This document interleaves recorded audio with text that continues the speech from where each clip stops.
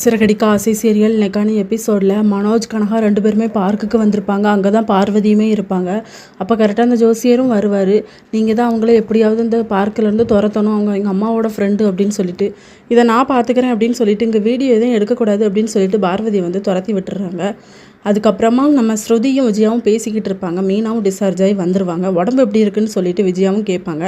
மீனாவை ரூமுக்கு அமுச்சு விட்டதுக்கப்புறமா முத்து வந்து மனோஜ்கிட்ட தனியாக பேசணும் அப்படிங்கிற மாதிரி சொல்வார்.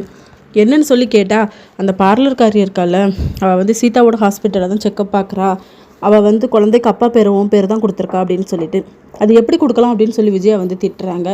அம்மா, குழந்தைக்கு அப்பா யாரோ அவங்க பேரை தானே கொடுப்பாங்க அப்படின்னு சொல்லி வீட்டில் இருக்க எல்லாருமே சொல்கிறாங்க.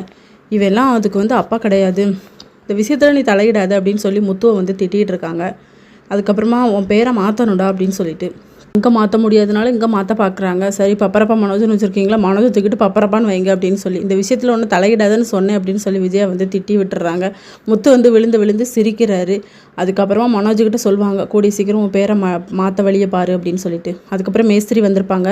முத்து தான் வர சொல்லியிருப்பாரு. மீனாவும் வாங்க அப்படின்னு சொல்லிட்டு மேலே ரூம் கட்ட போகிற இடத்த கூட்டிகிட்டு போவாங்க. அவங்களாம் அளந்து எடுத்து பார்த்துட்டு ஸ்வேதாவும் கரெக்டாக வந்துடுவாங்க.